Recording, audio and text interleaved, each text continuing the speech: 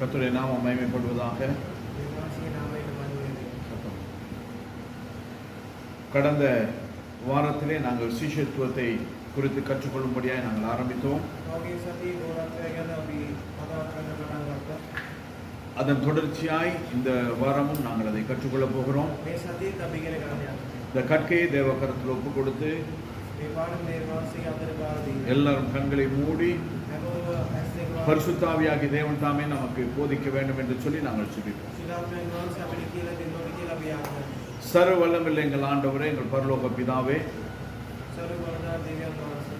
உம்முடைய பரிசுத்த நாமத்தினாலே நாங்கள் உம்முடைய சிங்காசனத்துக்கு முன்பதாய் வந்து நிற்கிறோம். கர்த்தருடைய ஆவியானவர் எங்களுக்கு போதிப்பீராக. ஆவியானவர் வரும்பொழுது பாவத்தை குறித்தும் நீதியை குறித்தும் வரப்போகிற நியாய தீர்ப்பை குறித்தும் கண்டித்து உணர்த்துவார் என்று சொன்னீரே. இதோ இந்த நாளிலே, இந்த மிகுதியான நாட்களிலே நாங்கள் எப்படியா இந்த பூமியிலே உமக்காய் வாழ வேண்டும் என்பதை குறித்து போதிப்பீராக. எங்களுடைய ஆவி ஆத்மா சரீரத்தை உம்முடைய கரத்திலே தாழ்த்துவோம். ஆண்டவரே, இந்த இடத்துல அமர்ந்திருந்து கற்றுக்கொள்வதுதான் உங்களுடைய பிள்ளைகளுக்காய் சோதரம். நேரலையிலே பார்க்கிறதான ஒவ்வொருவரையும் கர்த்தருடைய ஆவியானவர் தாமே தொட்டு அவர்களுக்கு அருள் செய்வீராக. இதன் மூலமாய் தேவ நாமம் மகிமைப்படட்டும். நாங்கள் கற்று உமக்கு ஏற்ற பிரகாரமாய் வாழ கர்த்தர் கிருபை செய்யும்.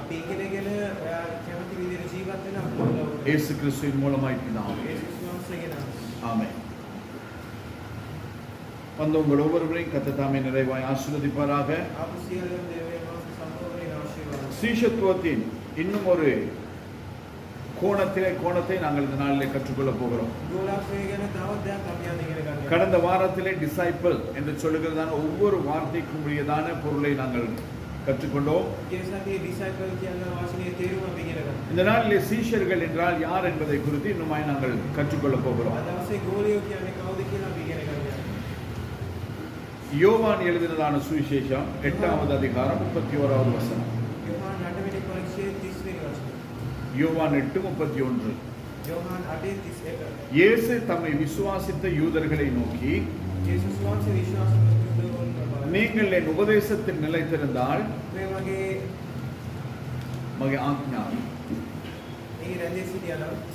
மெய்யாகவே என் சீஷராய் இருப்பீர்கள்.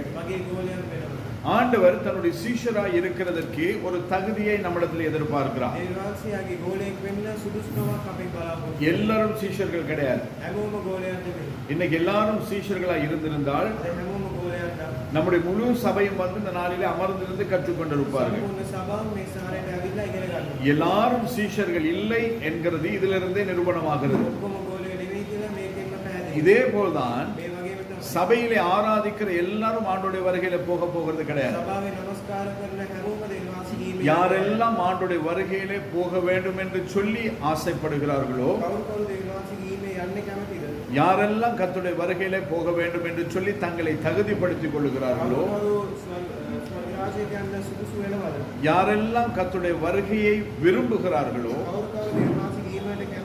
அவருடைய வருகையை யாரெல்லாம் எதிர்பார்த்திருக்கிறார்களோ, அவர்கள் ஆண்டோடைய வருகையில போக தங்களை கொஞ்சமேனும் தகுதிப்படுத்திக் கொள்ளுகிறார்கள், ஆயத்தமாகிறார்கள். அதே போலதான் ஆண்டவராய் இயேசு கிறிஸ்துனுடைய போதனையை கேட்க ஆயிரக்கணக்கான ஜனங்கள் வந்தார்கள். அவர் கொடுத்த ஆகாரத்தை உண்கிறதற்கு ஆயிரக்கணக்கான பேர் வந்து அமர்ந்திருந்தார்கள். அவருடைய உபதேசத்தை கேட்க ஆயிரக்கணக்கான ஜனங்கள் இருந்தார்கள். ஆனால் ஒரு சந்தர்ப்பத்திலே அநேகர் அவரை விட்டு போய்விட்டார்கள். அந்த நேரத்தில் ஆண்டவராய் இயேசு கிறிஸ்து தன்னுடைய சீஷர்களை பார்த்து கேட்கிறார், நீங்களும் போய்விட மனதாய் இருக்கிறீர்களோ? என்னது? நீங்களும் போய்விட மனதாய் இருக்கிறீர்களோ? ஆண்டவர் அப்படி கேட்கிறார். அப்படின்னு சொன்னா சீஷராய் இருக்கிறது ஒரு லேசான காரியம் கிடையாது.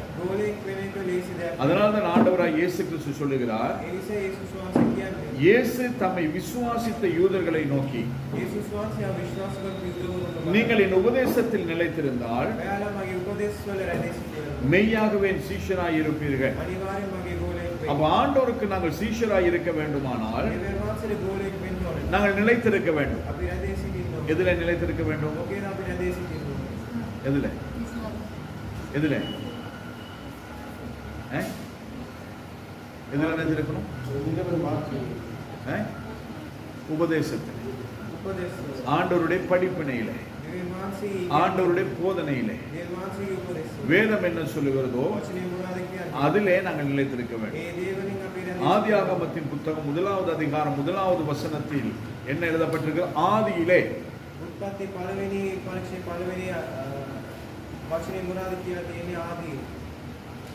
வெளிப்படுத்தின விசேஷம் 22வது அதிகாரத்தின் கடைசி வசனத்தின் கடைசி சொல் என்ன? ஆமென். அப்ப அந்த ரெண்டுக்கும் இடைப்பட்டதான அத்தனை காரியங்களிலும் நாம் நிலைத்திருக்க வேண்டும். ஆதியாகமம் சிருஷ்டிப்பு,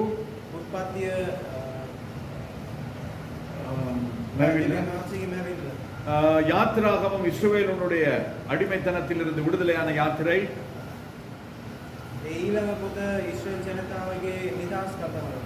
அடுத்து என்ன புத்தகம்? என்ன புத்தகம்? 1வது லேவியர். லேவியர் புத்தகத்தில் என்ன இருக்கிறது? பலிகள். அப்ப அந்த அந்த சடங்காச்சாரங்கள். 4வது என்னது? என்னாகமம். அப்ப அதிலே இந்த குடும்பத்தில் இவர்கள், இந்த குடும்பத்தில் இவர்கள், இந்த குடும்பத்தில் இவர்கள், இவனை பெற்றான், இவனை பெற்றான் சொல்லி ஒரு கணக்கு பட்டியல் இருக்கிறது. 5வது புத்தகம் உபாகமம். அதிலே சட்ட திட்டங்கள் எழுதப்பட்டிருக்கிறது.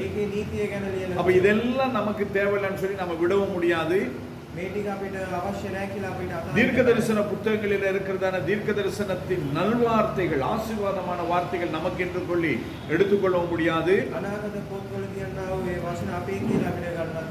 அதே நேரத்திலே சுவிசேஷ புத்தகத்திலே இடம்பெற்றதான சம்பவங்கள், இயேசு கிறிஸ்துவின் பிறப்பு, அது நடந்து முடிந்து விட்டது என்று சொல்லி நாங்கள் அதை அப்படியே நாங்கள் ஒரு பக்கமாக ஒதுக்கி வைக்க முடியாது. நிருபங்கள் பேதுரு, பவுல் அப்போஸ்தலர் திருச்சபைகளுக்கு எழுதினது என்று சொல்லி அதை நாங்கள் அது நம்முடைய திருச்சபைக்கு அல்ல என்று சொல்லி நாங்கள் ஒதுக்கி வைக்க முடியாது. வேதத்திலே பரிசுத்த ஆவியானவரை கொண்டு தேவன் எழுதினதான அத்தனை வார்த்தைகளிலும் நாங்கள் நிலைத்திருக்க வேண்டியவர்களாய் இருக்கிறோம். அப்படி நிலைத்திருக்கிறவர்கள் தான் சீஷர்கள். இப்ப நமக்கு தெரியும் நாங்க சீஷர்களா இல்லையான்னு சொல்லி. எந்த அளவுக்கு நாங்கள் வேதத்தை நேசிக்கிறோம், எந்த அளவுக்கு வேதத்திலே நாங்கள் நிலைத்திருக்கிறோம், பிரச்சனைகள், போராட்டங்கள், நெருக்கங்கள் வரும் பொழுது நாங்கள் எவ்வளவா இந்த வேதத்தை நாங்கள் பிடித்துக் கொள்கிறோம். எல்லா சூழ்நிலைகளிலும் தேவன் எனக்கு உதவி செய்வார் என்பதான விசுவாசத்திலே நாங்கள் எத்தனை பேர் நிலைத்திருக்கிறோம். என்னுடைய பலவீனத்திலே நானுடைய பலன் எனக்கு பூரணமாய் விளங்கும் என்று சொல்லி எத்தனை பேர் நாங்கள் நம்புகிறோம். என்னை பலப்படுத்துகிற கிறிஸ்துவினால் எல்லாவற்றையும் செய்ய எனக்கு பலன் உண்டு என்று சொல்லி நாங்கள் எந்த சூழ்நிலையும் நாங்கள் அவரை சார்ந்திருக்கிறோமா?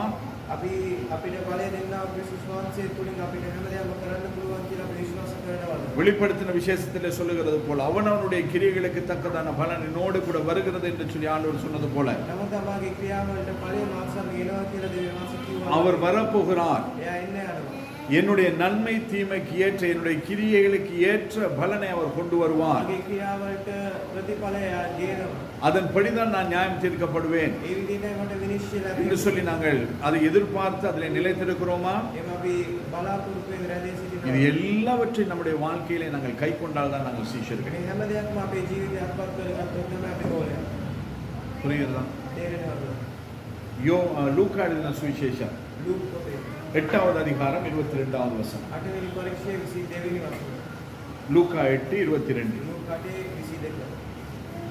எடுத்தவங்க நீங்க வாசிக்கலாம். பின்பு ஒரு நாள் அவர் தமது சீஷரோடு கூட படகில் ஏறி கடலின் அக்கறைக்கு போவோம் வாருங்கள் என்றார். அப்படியே புறப்பட்டு போனார்கள். சிங்களம்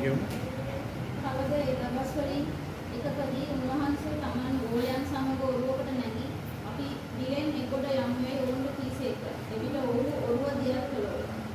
இந்த வசனத்திலிருந்து உங்களுக்கு என்ன புரியுது? මේ වචනේ ඔයගොල්ලන්ට මොනවද තේරෙන්නේ? முதலாவது வாசித்த வசனத்திலே நாங்கள் அவருடைய வார்த்தையிலே அவருடைய உபதேசத்திலே நிலைத்திருக்க வேண்டும் என்று சொல்லி நாங்கள் கற்றுக்கொண்டோம். පළවෙනි වචනේ අපි තේරෙනවා මේ වචනේ රැඳී සිටින්න ඕනේ කියලා අපි ඉගෙන இந்த ගන්නවා. லூக்கா 8:22 මේ ලූක් පොතේ 8:22 உங்களுடைய அறிவுக்கு என்ன வெளிப்படுகிறது? ඔයගොල්ලන්ට මොනවද හිතෙන්නේ? உங்களுக்கு தோன்றது நீங்க சொல்லணும். ඔයගොල්ලන්ට හිතන දේ කියන්න පුළුවන්. கீக்கருக்கம், கீழ்ப்படிதல். வேற வேற வேற என்ன? வேற என்ன உங்களுக்கு புரியும்? ஒண்ணுமே புரியல. ஆண்டவரோடு என்னம்மா சொல்லு. ஆண்டவரோடு இருக்கிற விசுவாசம். ஆண்டவரோடு கூட இருக்கிற விசுவாசத்துல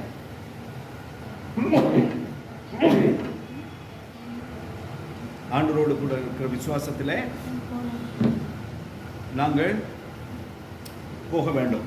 சரி, வேற இல்ல. நீங்க அதாவது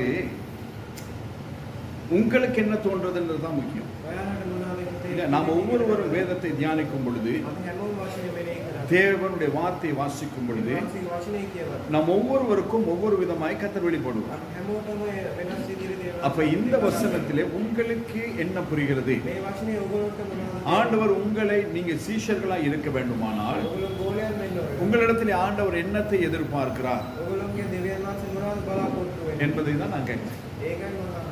ஆண்டவர் கூப்பிடும்போது உடனே சீசன் போறாங்க. ஆண்டவர் கூப்பிடும் பொழுது உடனே சீஷர்கள் என்ன செய்கிறார்கள்? ஆண்டவரோடு போறாங்க. கீழே ஆண்டவரோடு கூட போகிறார்கள். දෙවියන් වහන්සේ කැඳවපු වෙලාවෙම ගෝලයන් යනවා. இந்த இடத்துல நாங்கள் என்ன பார்க்கிறோம்? ඒ ස්ථානයේ අපි මොනවද බලන්නේ? இயேசு கிறிஸ்து வாருங்கள் போவோம் என்ற பொழுது ක්‍රිස්තුස් වහන්සේ එන්නේ යමු. சீஷர்கள் அவரை பின்பற்றுகிறார்கள். ගෝලයන් යාගේ පස්සෙන්ම යනවා. நீங்க போங்க, நான் வர்றேன், ඔයා යන්න මම එන්න. நான் கடைக்கு போயிட்டு வர்றேன், මම කඩේට ගිහින් தேங்காய் வாங்கிட்டு வரேன், පොල් අරන් එන්න. மாங்காய் வாங்கிட்டு வரேன், අඹ අරන් එන්න. கடலை வாங்கிட்டு வரேன். කඩල අරන් இப்படி එන්න. யாருமே ஒவ்வொரு சாக்கு போக்கு சொல்லவில்லை. කවුරුත් මොකුත් කතා කිව්වේ. மாறாக என்ன செய்கிறார்கள்? ඒගොල්ලෝ මොනවද කරන්නේ? பின்பு ஒரு நாள் அவர் தமது சீஷரோடு கூட படவில் ஏறி දවසක් ගෝලයන්ත් එක්ක බෝට්ටුවේ නැගලා. கடலின் அக்கறைக்கு போவோம் வாருங்கள் என்றார். උදේ නෙගොඩ යමු එන්න කියලා කියනවා. அப்படியே புறப்பட்டு போயிடுறாங்க. ඒගොල්ලෝ එහෙම ගියා. எங்க ஆண்டவரே போறீங்க? කොහෙද යන්නේ? எதுக்காக ஆண்டவரே போறீங்க? நேத்து தானே அங்கிருந்து வந்தோம், ඊයේ ස්ථානේ மறுபடியுமா ஏன் அந்த கரைக்கு? නැවත ඇයි ඒ எந்த ஒரு கேள்வியும் கேட்கல. එහෙම කිසි දෙයක් ඇහුවේ නැහැ. நாம் எப்படி இருக்கிறோம்? අපි කොහොමද இருக்கிறோம். අපි ඉන්නවා. ஏதாகிலும் ஒரு காரியத்தை சொன்னால், මොනවාරි දෙයක් කිව්වොත් ஏதாகிலும் ஒரு அறிவித்தல் சொன்னால் මොනවාරි දැන්වීමක් කිව්වොත් 1000 கேள்வி கேட்கறது. අපි ප්‍රශ්න දානවා. அப்படியே கேட்காட்டியும் එහෙම ඇහුවේ නැත්නම් சபையிலே சொல்லுகிறதான, සභාව தேவாலயத்திலே சொல்லுகிறதான දෙවියන්ගේ காரியங்களை කාලිකාව කියන இந்த காதுல கேட்டு இந்த காதுல அப்படியே விட்டு. වචන මේ කණෙන් ආලා අනිත් කණෙන් එළියට දානවා. புரியுதா? තේරුණා? நான் போன வருஷத்துல இருந்து ஒரு காரியத்தை நான் சொல்லிக் கொண்டே இருக்கேன். ගිය අවුරුද්දේ පටන් දෙයක් නෝ என்ன சொல்றேன்? මොනවද කියන්නේ? என்ன சொல்லிட்டு මොනවද කියන්නේ? மூணாவது கேன் ஏ வருது.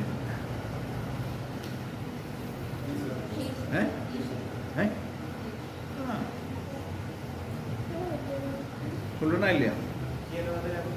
அது சொல்ல ஆரம்பிச்சே இப்போ நான் நினைக்கிற 4 மாசம் ஆயிடுச்சு. ඒ කියන්න පටන් ගෙන දැන් මාස 5ක් වෙනවා. அது யாருக்குமே அது மண்டையில் ஏறின மாதிரி தெரியல. කාටත් ඒ ගොල්ලෝ නැග්ගා වගේ පේනවා. கேட்ட சொல்ல மறந்துடுச்சு. ඇහුවොත් කියනවා අපද யாராவது உங்களோட பிள்ளைய ஸ்கூல்ல விட்டுட்டு போய் எடுக்க மறந்துருக்கீங்களா? ළමයා ඉස්කෝලේ යන ගන්න අපිට වෙලා තියෙනවා. நேற்றைய தினத்திலே ஒரு சம்பவம் நடைபெற்றது. ඊයේ දවසේ සිදුවිල්ලක් සිදු වුණා. அது எனக்கும் மனைவிக்கும் மகனுக்கும் தெரியும். அவரே மறந்துட்டார். எங்கேயோ கிளம்புறதுக்கு ஆள் குளிச்சுட்டு வந்து, சரியா, அவர் கிளம்பிட்டு இருக்காரு. கிளம்பி அரவாசியில தான் அவருக்கு தெரியுது ஏதோ அவரு செய்ய மறந்துட்டேன் அப்படின்னு. அப்படிதான் நம்ம வாழ்க்கை இருக்கு. அது என்னன்னு சொல்லி அவர்கிட்ட கேளுங்கப்பா, அவர் சொல்லுவார். அதை இப்படி சொல்லக்கூடாது. அப்ப இப்படிதான் நம்முடைய வாழ்க்கை இருக்கிறது. එහෙම තමයි අපේ ජීවිතයේ තියෙන්නේ.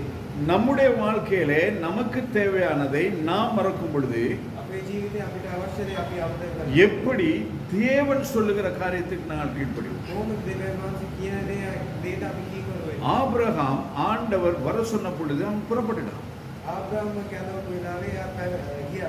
உன் தேசத்தையும் ප්‍රදේශයයි உன் இனத்தையும் உன் தகப்பன் வீட்டையும் உனக்குண்டான எல்லாவற்றையும் விட்டு එයාගේ සියලු දේ මත நான் காண்பிக்கும் தேசத்துக்கு போ அப்படின்றார் ஆண்டவர். මම පෙන්නන්නා දේශයට යන්නේ කියලා දෙවියන් ஆண்டவரே நான் எந்த தேசத்துக்கு போக போறேன்? දෙවියන් වහන්සේ මම මොන දේශයටද அந்த යන්නේ? தேசம் எப்பேற்பட்டது? ඒ දේශය කොහොමද? இங்க இருந்து அங்க போக எவ்வளவு நாள் ஆகும்? මේ ස්ථානයේ ඉඳන් ඒ ස්ථානයට යන්න කොච්චර දවස් යයිද? அந்த கிளைமேட் எப்படி இருக்கும்? මේ කාලගුණය කොහොමද? ஸ்வீட்டர் எடுத்துட்டு போகணுமா தேவையில்லையா? මේ අඳුම් අරන් යන්න ඕනේ. சாப்பாடு எத்தனை நாளைக்கு எடுக்கட்டும்? කෑම කොච්චර දවසකට ගන්න ඕනේ? பணம் செலவுக்கு எவ்வளவு எடுக்கட்டும்? සල්ලි කීයක් ගන්න ඕනේ? ஏதாவது கேட்டணும்? මොන හරියවද? ஒண்ணும் கேட்கல. ஆண்டவர் என்ன சொன்னார்? தகப்பன் வீட்டை விட்டுட்டு போ. පෙරවාසී කිව්වා පියාගේ නිවස අතහැරලා යන්න. தகப்பன் உனக்கென்று சம்பாதித்து கொடுத்ததை உன்னுடைய பங்கை வச்சிட்டு போ. ඔයාගේ පංගුව තියලා යන්න. நீ தனியா ඔයා තනියෙන් යන්න. கீழ்ப்படி. කීකරුවා. அவனை கொண்டு கர்த்தர் உலகத்தை ஆசீர்வதி. එයා තුලින් දෙවියන් වහන්සේ මේ පොළව ආශිර්වාද කරා. எத்தனை பேர் ஆண்டவர் வா போவோம் அப்படின்னு சொன்னோன்னு கிளம்புறோம். කී දෙනෙක් සූදානම්ද දෙවියන් වහන්සේ එන්න යමු කියලා இந்த காலையில இந்த அசோக்கோட கூட பேசிட்டு இருக்கும் ஒரு காரியத்தை அவர் சொன்னார். ඉතින් අන්තරේක කතා කරද්දී ආ දෙයක් කිව්වා. இதுவரையிலும் கர்த்தர் என்னை போஷித்திருக்கிறார். අද වෙනකන් දෙවියන් වහන්සේ මට ආහාර දීලා யாரிடத்துல போய் நான் ஆகாரத்துக்கு நின்றது கிடையாது. කාලකට මම ගිහලා ආහාර இந்த வேலை இருந்தாலும் இல்லாவிட்டாலும் கர்த்தர் என்னை நடத்தும். මේ වැඩ තිබ්බත් නැත දෙවියන් වහන්සේ මාත් එක්ක இதுதான் சீஷத்துவம். මේ තමයි ගෝලත්වය. வேலை இருக்குது, වැඩ තියෙනවා. அதனால நான் ஊழியம் செய்யறேன். ඒ නිසා මම සේවය කරනවා. வேலைக்கு ஊழியத்துக்கு வரும்பொழுது நாங்கள் எல்லாவற்றையும் விட்டுட்டு தான் வரோம். සේවයේදී අපි හැමදේම අතහැරලා நிறைய பேர் வந்து ஊழியத்துக்கு வந்துட்டு சம்பாதிக்கிறவங்களும் இருக்கிறாங்க. ගොඩක් අය සේවයට ඇවිල්ලා அவர்களை குறித்து நான் பேசவில்லை. ඒගොල්ලෝ ගැන නෙමෙයි කතා ஆண்டவர் ஊழியத்துக்கு வந்ததே மறிக்கும்படியா. ඒ වහන්සේ සේවයට ආවේ මැරෙන්න. ஆண்டவருடைய சீஷர்கள் எல்லாருமே வந்தது வந்து கர்த்தருக்காய் வாழும்படியா. ඒ වහන්සේ ගෝලෙන් හැමෝම ආවේ දෙවියන් වහන්සේ தனக்கென்று ஆசையை சேர்த்துக் கொள்ள, එයාලා වෙනුවෙන් දෙපාර தனக்கென்று ஒரு பேரை ஏற்படுத்திக் கொள்ள, එයාලා වෙනුවෙන් නමක් தனக்கென்று ஒரு நிலத்தை வாங்க வந்தவன் கடைசியில் அதிலே நாண்டு செத்து போனான். එයා වෙනුවෙන් ඉඩමක් ගන්න ඕනේ කියලා ආපගෙන ඒ මත්තෙම මැරුණා. புரியுதா உங்களுக்கு? තේරෙනවද? சீஷன் என்று சொல்லுகிறவர் ගෝලයන් කියන්නේ ஆண்டவரை மாத்திரம் பின்பற்றுகிறவர், දෙවියන් වහන්සේ පමණක් පසුබදින. உலகத்தை பின்பற்றுகிறவன் அல்ல, මේ පොළොව නෙමෙයි.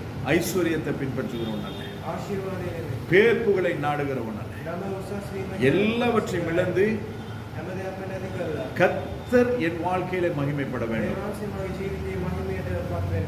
என் மூலமாய் தேவன் வெளிப்பட வேண்டும் බන්තුලින් දෙවියන් වහන්සේ என்று சொன்ன அந்த அந்த நோக்கத்தோடு கூட மட்டும் பின்பற்றுகிறவன் தான், வாழ்கிறவன் தான் சீஷன். ඒ බලාපොරොත්තුවෙන් ජීවත් වෙන කියලා තමයි ගෝලයා. மத்தேயு 11வது அதிகாரம் 29வது வசனம். මතේ 12:29. எக்கோலாகி விசினாமே. மத்தேயு 11:29. நான் சாந்தமும் மனத்தாழ்மையுமாய் இருக்கிறேன். ம். என் நுகத்தை உங்கள் மேல் ஏற்றுக்கொண்டு ம். என்னிடத்தில் கற்றுக்கொள்ளுங்கள். ம். அப்பொழுது உங்கள் ஆத்துமாக்களுக்கு இளைப்பாறுதல் கிடைக்கும். සිංහලෙන්. මම සිතින් මෘදුව යටත්ව සිටින බැවින් ம். මාගේ වියගහ නුඹලා පිටගෙන ம். මාගෙන් ඉගෙන ගන්න. ம். එවිට නුඹලාගේ ආත්මවලට සහනය ලැබෙන්නේ. இந்த வசனத்திலிருந்து உங்களுக்கு என்ன புரிகிறது? මේ වචනේ උනන්දුවනවා තේරෙන්නේ. சீஷன் என்றால் யார்? ගෝලෙක් කියන්නේ කවුද?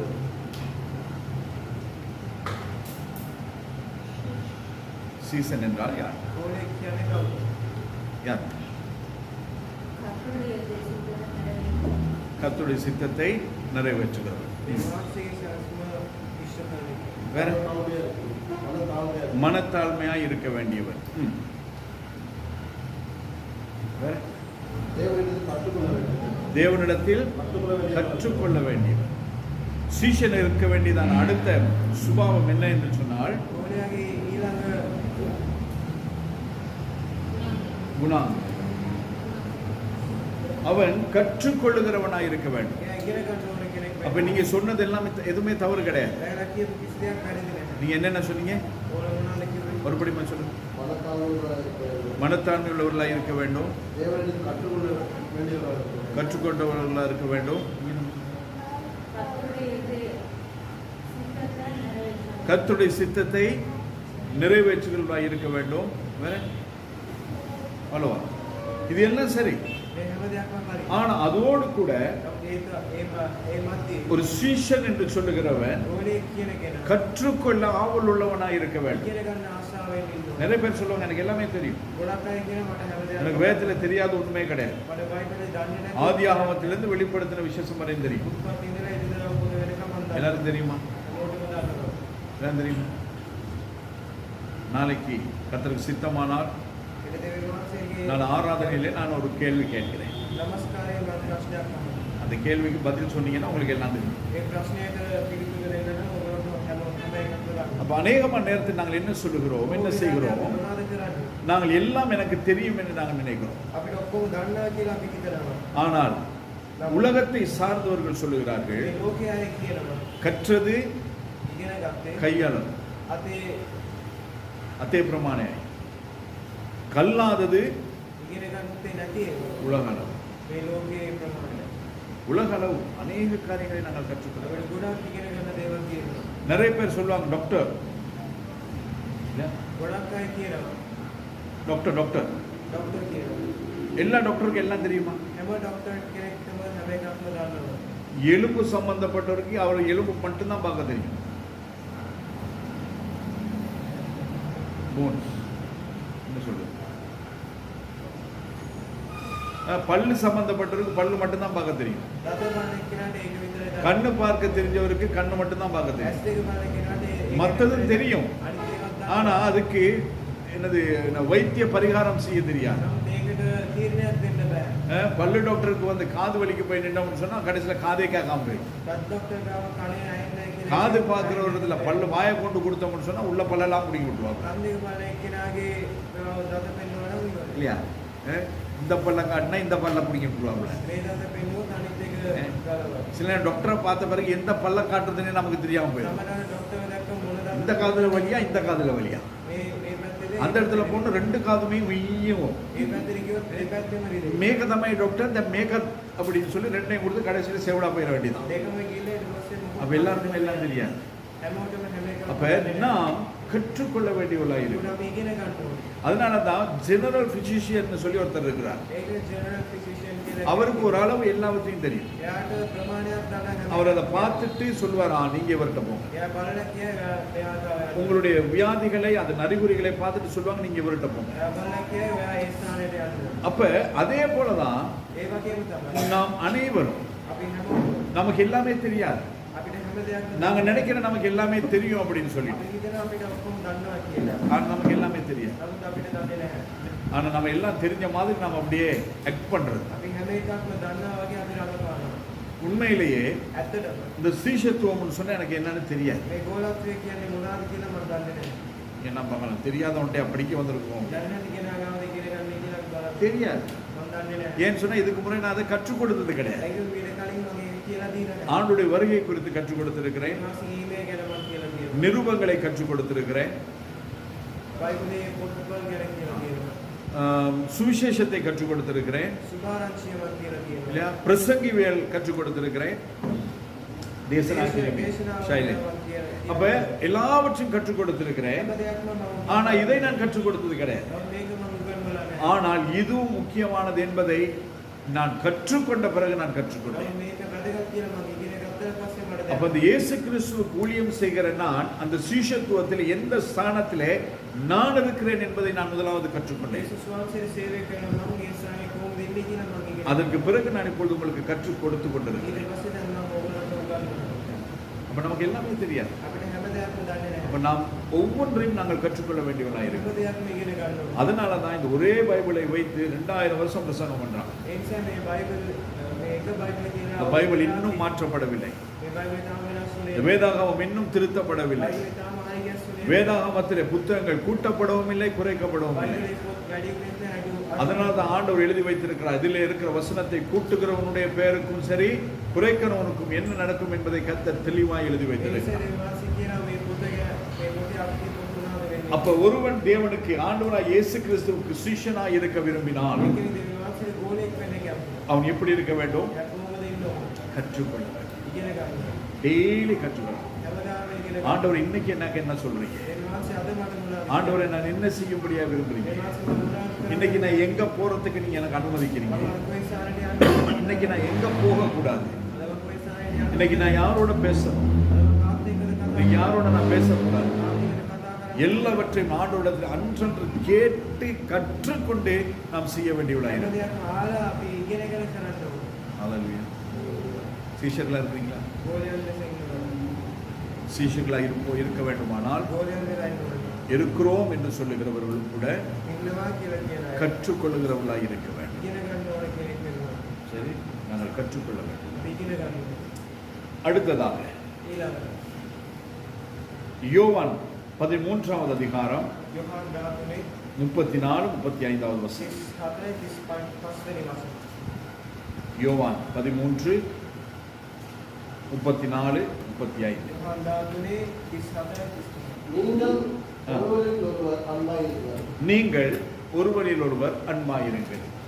நான் உங்களில் அன்பாயிருப்பது போல நான் உங்களில் அன்பாயிருக்கிறது போல நீங்களும் ஒருவரில் ஒருவர் அன்பாயிருங்கள். நீங்களும் ஒருவரில் ஒருவர் அன்பாயிருங்கள் ஆ.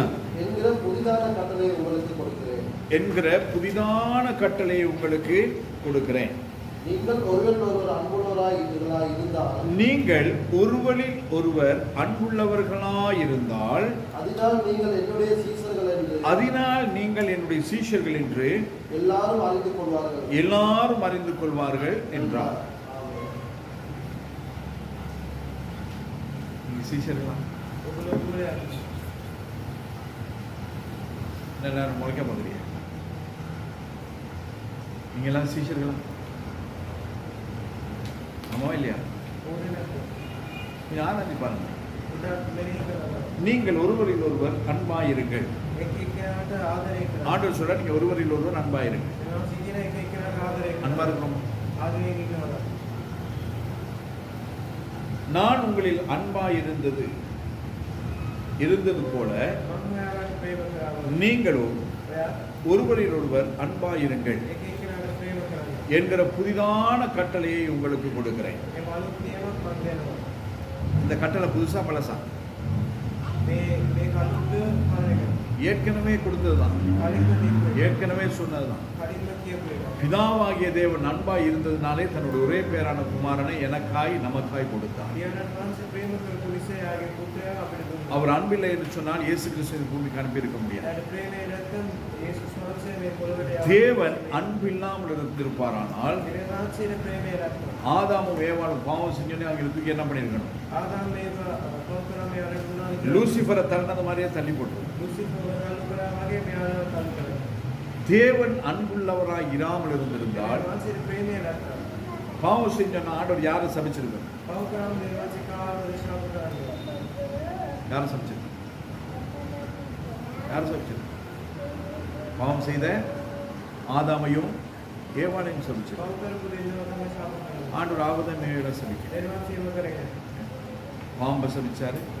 දයාව ශාප කරා ஆதாம் செய்த பாவத்தின் நிமித்தமாய் பூமியை சபித்தார். ආදාම් කරපු පව නිසා පොළොව ශාප කරා ஆதாமையும் ஏவாளையும் சபிக்கிறார். ආදාම් වයව ශාප කරේ නැහැ அப்போ ஆதி முதல் கொண்டு இன்னைக்கு வரை ஆண்டவர் அன்புள்ளவராய் இருக்கிறார். එදා පටන් අද වෙනකන් ஆனாலும் ஆண்டவர் இந்த இடத்துல சொல்லும்போது சொல்லுகிறார், නමුත් මේ ස්ථානයේ ஒரு දෙවියන්වහන්සේ புதிதான கட்டளை உங்களுக்கு கொடுக்கிறேன். අලුත් වචනය මම ඔයාලට දෙන්නම් நீங்கள் ஒருவரில் ஒருவர் அன்புள்ளவர்களாய் இருந்தால் ඔයගොල්ලෝ එක එක්කෙනාට ප්‍රේම කරනවා නම් நீங்கள் ஒருவரில் ஒருவர் அன்புள்ளவர்களாய் இருந்தால் ඔයගොල්ලෝ එක එක්කෙනාට ප්‍රේම කරා அந்த அன்புள்ளவர்களாய் இருக்கிறது நிமித்தம் ඒ ප්‍රේමයේ සිටින නිසා நீங்கள் என்னுடைய சீஷர்கள் என்று ඔයාලා මගේ ගෝලයන් எல்லாரும் அறிந்து கொள்வார்கள். හැමෝම දැනගන්න இன்னைக்கு நிறைய சர்ச்சுக்கு போறவங்கனால தான், අද බොහෝ සභා වගේ අනායි அது ஆவிக்குரிய சபைக்கு போறவர்களினால தான், ඒක ආත්මික සභාවනේ அந்த அல்லேலூயா கூட்டத்துக்கு போறதுனால தான் ඒ හalleluya රැස්වීමට යන නිසා இன்னும் நம்ம வீட்டுக்கு பக்கத்தில் உள்ளவங்க சர்ச்சுக்கே போகாம இருக்காங்க. අපේ ගෙවල් ළඟ ඉන්න අය සභාවටම යන්නේ නැහැ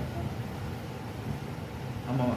ඕක නැද්ද ஏன் ඇයි பால் சொல்லுவாங்க, අපි ගොල්ලෝ කියන්නේ ஞாயிற்றுக்கிழமை ஆனால் காலைல குடும்பமா வெள்ளை சொலையுமா போயிடுறாங்க. ඉරිදා සුදු වෙනදා යනවා பகலைக்கும் வரும்போது எப்படியோ வந்துடுறானுங்க. දවල්ටත් කොහොම හරි එනවා ஆனா 6 மணி ஆனோடனே නමුත් 6න් පස්සේ அவங்களுக்கு என்ன நடக்குதோ தெரியாது. ඒගොල්ලෝ මොනවා වෙනවද சட்டி உருளுது, பானை உடையுது, கதவு அட்டிப்படுது. ගෙදර හැම දෙයක්ම කැඩෙනවා. வாயை திறந்தா எப்படி? කටහැරියක් කොහොමද? இங்கிலீஷா வருதான். ඉංග්‍රීසියෙන් ගෙනාවද? ஏபிசிடி இல்லாத வார்த்தைகள் எல்லாம் அங்க வருதான். ABCD එකේ නැති වචනත් ඒ ස්ථානයේ அப்ப எப்படி ரட்சிக்கப்படுவாங்க? එතකොට කොහොමද කියලා அப்ப எப்படி ஆண்டோடைய சிஷ்யர்களாக இருக்கு? කොහොමද දෙවියන් වහන්සේ ගෝලයන් වෙන්නේ? ஆண்டவர் சொல்லுங்க, දෙවියන් වහන්සේ அவருடைய எதிர்பார்ப்போடு கூட சொல்லுங்க. බලාපොරොත්තුවක් සමග முதலாவது அவங்க சொன்னாங்க, ඉස්සෙල්ලාම කිව්වා சீஷனாய் இருக்கிறவன் ගෝලයෙක් වෙන කෙනා ஆண்டோடைய இருதயத்தை அறிந்தவனாய் இருக்கிறவன். දෙවියන් වහන්සේගේ හදවත දන්න කෙනෙක්. நம்ம ஆண்டவர் சொல்றாரு, ஒருவன் எனக்கு சீஷனாய் இருப்பானா දෙවියන් වහන්සේ කියන එකෙන් මගේ ගෝලයෙක් அவன் වෙනවා. ஒருவரின் ஒருவர் அன்புள்ளவனாய் ඒ කෙනා ප්‍රේම කරනවා. அதன் மூலமாய் ඒ තුලින් இவர் என்னுடைய சீஷன் என்பதை மற்றவர்கள் அறிந்து එයා கொள்வார். මගේ ගෝලයෙක් කියන අනිත් අය දැනගන්න.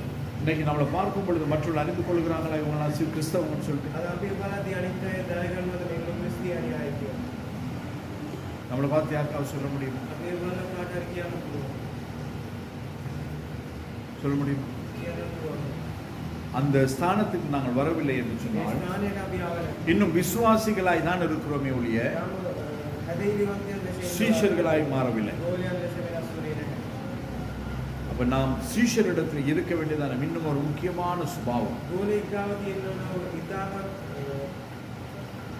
වැදගත් දෙයක්. அவன் அன்பு கூறுகிறவனாய் இருக்க வேண்டும். එයා ප්‍රේම කරන කෙනෙක් වෙන්න ඕනේ. அன்பு கூறுகிறவனாய் இருந்தால், ප්‍රේම කරන කෙනෙක්. என் ஆண்டவர் என் மீது அன்பு கூர்ந்தது நிமித்தம் දෙවියන් වහන්සේ මට ප්‍රේම කරපු නිසා. அவருடைய ஜீவனை எனக்காய் கொடுத்தார். ඒ ජීවනයම අපිට දුන්නා. அவருடைய கடைசி துளி இரத்தமும் ஜலமும் எனக்காய் சிந்தப்பட்டது. එයාගේ ජීවන අන්තිම බිඳුවත් අපිට දුන්නා. ஆமாவா இல்லையா? උදැනත්. அப்ப நான் ஆண்டவருடைய சீஷனாய் இருப்பேன் என்று சொன்னார். අපි දෙවියන් වහන්සේ ගෝලයෙක්. நான் நேசிக்கிறவர்கள் ஒருதல் தானும் நரகத்துக்கு போகிறதற்கு நான் விரும்பக்கூடாது. මම ප්‍රේම කරන එක්කෙනෙක්වත් අපායට යන්න ඕනේ කියලා මම நான் பிறந்து வளர்ந்ததான பட்டணமாய் இருக்கட்டும், මම ඉපදිලා ලොකු වෙච්ච ඔය ගම වෙන. நான் வாழ்கிறதான சமுதாயமாய் இருக்கட்டும், ජීවත් වෙන්නව පැත්ත වෙන්න. நான் வாழ்கிறதான என் வீட்டை அண்டி இருக்கிறதான அயல் வீட்டாராய் இருக்கட்டும், ජීවත් වෙන්නව ගෙදර වටේ ඉන්න අය වෙන්න. என்னோடு கூட படிக்கிறவர்களாய் இருக்கட்டும், වටේ ඉගෙන ගන්න අය වෙන්න. என்னுடைய சிநேகிதர்களாய் இருக்கட்டும், මගේ යාළුවෝ වෙන්න.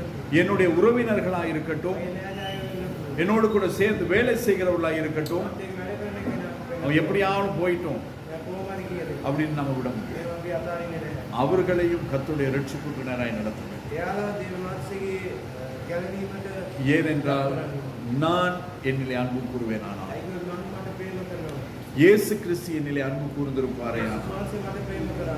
என் ஆண்டவர் அன்பு கூர்ந்தது நிமித்தமாய் கர்த்தர் என்னை ரட்சித்திருப்பாரேயானால், වහන්සේ ප්‍රේම කරපු නිසා මම ගැලවෙනවා. அந்த ரட்சிப்பின் நிமித்தமாய் கர்த்தர் என்னை இந்த நாளிலே அவருடைய சீஷராய் மாற்றியிருப்பாரேயானால், ඒ ගැලවීම නිසා අපි එයාගේ ගෝලයන් ලෙස වෙනස් කළා. அவருடைய சீஷனாய் இருக்கிற நான் மற்றவர்கள் மீது அன்பு கூறுவேன். එයාගේ ගෝලයන් ඉන්න මම අනිත් අයට ප්‍රේම කරනවා. நான் கிறிஸ்தவன், මම ක්‍රිස්තියානි කෙනෙක්. நான் கிறிஸ்தியானி அப்படின்னு சொல்றதுல பெருமை கிடையாது. එම කියන එකේ කිසි දෙයක් எனக்கு தெரிந்த அநேக நண்பர்கள் உண்டு. මට දන්න යාළුවෝ ඉන්නවා.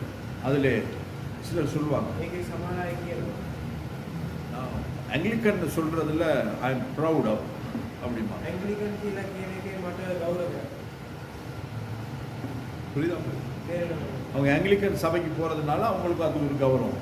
ඒගොල්ලෝ ඇංග්ලිකන් සභාවට යන එකේ ඒගොල්ලන්ට ගෞරවයක්. ஆங்கிலிக்கன் திருச்சபை உன்னை பரலோகத்துக்கு கொண்டு போவார். ඇංග්ලිකන් සභාව ස්වර්ග රාජ්‍යයට இன்னைக்கு இந்த එක්කන් இடத்துல அமர்ந்திருந்து கேட்குறீங்க குளோபல் பிரைம் மினிஸ்ட்ரிஸ்ல, අද මේ සභාවේ ඉඳන් ආවනම් இங்க வந்து பைபிள் ஸ்டடி கேட்கறதுனா நீங்க பரலோகம் போக முடியாது. මේ ස්ථානයේ ඇවිල්ලා ඉන්න කියලා ඔයගොල්ලෝ ස්වර්ග இந்த இடத்துல நீங்கள் ஆராதிக்கிறதுனால பரலோகம் போக මේ முடியாது. ස්ථානයේ නමස්කාර කරනවා කියලා ස්වර්ග රාජ්‍යයට යන්න බෑ.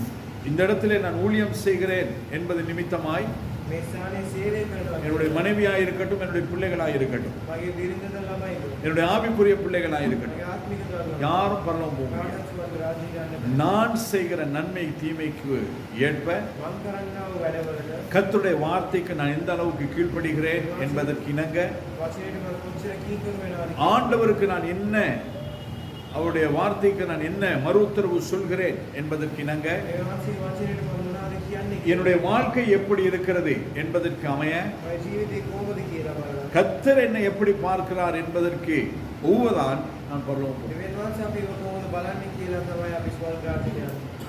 அதனால் எப்பவுமே என்னுடைய வாழ்க்கை ஆவிக்குரிய வாழ்க்கையை நான் நிறுத்தி பார்க்க வேண்டும். හැම වෙලේම මගේ ආත්මික ජීවිතය මම බලා ගන්නවා. நான் சீஷனா இருக்கிறேன், මම ගෝලෙක්, நான் ஒரு ஊழியக்காரனா இருக்கிறேன், සේවකයෙක්, நான் கற்றுக் கொடுக்கிறேன், මම උගන්වනවා. நான் பிரசங்கம் பண்றேன், මම දේශනා நான் කරනවා. பரிசுத்த பந்தியை நான் என்னுடைய சபை மக்களுக்கு கொடுக்கிறேன். මේ ராத்திரி போது රාත්‍රී භෝජන සභාවයට මම දෙනවා. நல்ல ஆராதனை செய்கிறேன், හොඳට නමස්කාර வீடு කරනවා. வீடா விசிட் பண்றேன், ගෙවල් විසිට வீட்டு கூட்டம்லாம் நடத்துறேன், ගෙදර රැස්වීම් ஜனங்களுக்கு தான தர்மம் செய்கிறேன், ජනතාවට உதவு උදව් பண்றேன். කරනවා. அதாவது இல்லை என்று வருகிறவர்களுக்கு என்னிடத்தில் இல்லாவிட்டாலும் நான் எப்படியாகிலும் உதவி செய்கிறேன். නෑ කියන එන අයට මගේ ළඟ නෑ කිව්වත් මම උදව් කරනවා. எல்லாம் நல்லது. මේවා හොඳයි. என் ஆத்துமாவை நான் எவ்வளவு நேசிக்கிறேன். මගේ ආත්මය මම කොච්චර ප්‍රේම කරනවද? யாராவது நம்முடைய ஆத்மாவை நேசிக்கிறோம்? කවුරු හරි ආත්මය ප්‍රේම කරනවා. என்னுடைய சரீரத்தை நான் நேசிக்கிறேன். මගේ ශරීරය මම ප්‍රේම කරනවා. அவதானே சரீரத்தை நேசிக்கிறீங்களா இல்லையா? ශරීරය ප්‍රේම කරනවද නැද්ද? நேசிக்கிறோமா இல்லையா? நேசிக்கிறோம். அதனால தான் முடி வெட்டி அழகா இருக்கணும், ඒකයි කොණ්ඩේ කම ලස්සන තියෙන්නේ. தலைக்கு ஸ்டைல் பண்றோம், කොණ්ඩේ හොඳට හදාගන්න. ஜெல் பூசுறோம், ජෙල් දානවා. சென்ட் அடிச்சுக்கிறோம், පර්ෆියුම් දානවා. ஷர்ட்லாம் வாங்கி போட்டுக்கிறோம். ෂර්ට් අරන් දාගන්නවා. இல்லையா? இதுக்கு இதுக்கு மெச்சா இருக்குதா அப்படின்னு பார்த்துக்கிறோம். දෙකම එකට යනවද කියලා බලන්න. இதெல்லாம் எதுக்காக செய்றோம்? හැම දෙයක්ම එකට. நான் என்னுடைய சரீரத்தை நான் நேசிக்கிறேன். මම මගේ ශරීරය ප්‍රේම කරනවා. மற்றவர்களுக்கு முன்பதாய் நான் என்னை அழகாய் காட்ட விரும்புகிறேன். අනිත් අයගේ ඉස්සරම ලස්සනට පෙන්වන්න ඕනේ. அவதானே ඕනේ. இல்லைன்னா அவங்க சொல்லுவாங்க, என்ன இது இந்த நாள் ஒரே ஒரு ட்ரெஸ்ஸை போட்டுட்டு வருது, නැත්තම් කියන්න පුළුවන් ඇයි හැමදාම එකම අඳුර දාගෙන இது என்ன ஒரே மாதிரி தலை சீவிட்டு வருது, ඒ වුණාද එකම විදිහේ කොණ්ඩේ පේනවා. இது என்ன இந்த நாள் இதே 10 நாள்ல இருந்து இதே செருப்பு தான் போடுது. මොනවද ආපු දවසේ ඉඳලා මේකම සරකුව දාන්නේ. ஆக்கிறவங்க சொல்றாங்க அப்படிதான் சொல்லுவாங்க. බලන කියන ඒමයි කියන්නේ. ஆனா என்னைக்காவது என்னுடைய ஆத்துமா இருந்த மாதிரியே தான் இருக்குது, නමුත් කවදාහරි මගේ ආත්මය ඒකතු විදිහට இன்னும் பழைய மாதிரியே தான் இருக்குது තාම පාන විදිහටමයි. அப்படி யாராவது நாங்கள் யோசிச்சிருக்கிறோம்? ඒක කවුරු හරි හිතලා තියෙනවා. ஒருவன் கிறிஸ்துவுக்குள் இருந்தால் ඒකෙන් ක්‍රිස්තුස් වාසය அவன் புது சிருஷ்டியாக இருக்கிறான், එයා අලුත් නවිලා. பழையவைகள் எல்லாம் முடிந்து போயின. පරණේ වපුනේ. அப்படி யாராவது நாங்கள் புதிய சிருஷ்டியாய் மாறி இருக்கிறோமா? ඒක කවුරු අලුත් නවිලා පස්සේ වෙනස් වෙලා තියෙනවා. மாறி இருக்கிறோமா? වෙනස් වෙලා තියෙනවා. மாறி இருக்கிறோம். වෙනස් වෙලා තියෙනවා. மாறி இருக்கிறோம். என்ன மாறுது? කොහොමද වෙනස් වෙලා තියෙන්නේ? முன்ன அந்த சர்ச்சுக்கு போனோம், ඉස්සර ඒ සභාවේ இப்போ இந்த சர்ச்சுக்கு. දැන් මේ සභාවට යනවා. முன்ன அப்படி உடுத்திட்டு போனோம், ඉස්සර එහෙම අදගෙන ඉන්නේ. இன்னைக்கு இப்படி உடுத்திட்டு போனோம். දැන් මේ වදිනවා. மாற்றங்கள் ஏற்பட்டிருக்கிறது. වෙනස් වීම සිදු වෙලා තියෙනවා. ஆனால் உள்ளார்ந்த மாற்றங்கள் ஏற்பட்டிருக்கிறது. නමුත් ඇතුලේ කොහොමද තියෙන්නේ? முன்னையும் பகைத்தோம், ඉස්සරත් වෛරය තිබ්බා. இப்பையும் பகைக்கும். දැනුත් වෛරය තිබ්බා. முன்னையும் அன்பு செய்தோம், ඉස්සරත් ප්‍රේම කරා. இப்பையும் அன்பு செய்கிறோம். දැනුත් ප්‍රේම කරනවා. யார? කාවද? எங்களை அன்பு செய்கிறவர்களே அன்பு செய்வோம். අපිව ප්‍රේම කරන අයට අපි ප්‍රේම කරනවා. யூதாஸ் காரியத்தை ஆண்டவரை காட்டி கொடுப்பான் என்று தெரிந்தே ஆண்டவர் 3.5 வருஷம் தன்னோடு கூட வைத்துக் கொண்டார். යුදාස් එයාව කාවලා දෙයි කියලා දැනගෙනත් එයා අවුරුදු 3ක් තියාගත්තා. அவன் என்ன நோக்கத்துக்காய் வந்தான் என்பதை அறிந்து එයාගේ සැලසුම මොනවද කියලා දැනගෙනත් ஆண்டவர் என்ன செஞ்சார்? காசு பேக்கை அவங்கிட்ட கொடுத்தார். යේසුස් වහන්සේ සල්ලි න්යාඩ இந்த දුන්නා. அப்ப நீயே வச்சுக்கோ, යාම තියාගන්න. இஷ்டப்படி செலவு பண்ணு, එයාට කැමති විදිහට වියදම් நான் கணக்கு கேட்க போறதும் கிடையாது. මම ගණන් අහන්නේ නැහැ. ஆண்டவர் கணக்கு கேட்டார்னு வேதத்தில் ஒரு இடத்துலையும் கிடையாது. யூதாஸ் காரியத்துக்கிட்ட දේවාසී යුදාස් ගාව ගණන් ඉල්ලුවා කියලා වචනේ අපිට බලා ගන්න බෑ. ஆண்டவர் அவனையும் நேசித்தார். දේවාසී යාම ප්‍රේම කරනවා. நாங்க நேசிக்கிறோம். අපි ප්‍රේම කරනවා. அப்படி நேசிக்கிறவர்களா இருப்போமானால் අපි ප්‍රේම කරන අය. ரட்சிக்கப்பட்ட இத்தனை வருஷத்துல எத்தனை பேரை நாங்கள் தேவ சமூகத்துக்கு கொண்டு வந்தோம்? කැලේක ලැබිලා මෙච්චර අවුරුදු අපි කී දෙනෙක්ව සභාවට එක්කන් எல்லாரும் ஜெபிக்கிறதுக்கு ஒரு லிஸ்ட் வச்சிருக்கிறீங்களா? හැමෝම යාඥා කරන්න ලිස්ට් එකක් තියාගෙන ඉන්නවා. ஏதாவது லிஸ்ட் இருக்கா உங்கள்ட்ட? මොනවාරි ලිස්ට් එකක් තියෙනවා. ஜெப பட்டியல் இருக்கிறதா? යාඥා ඉල්ලීමක් තියෙනවා. சொல்லுங்க, இருக்கா?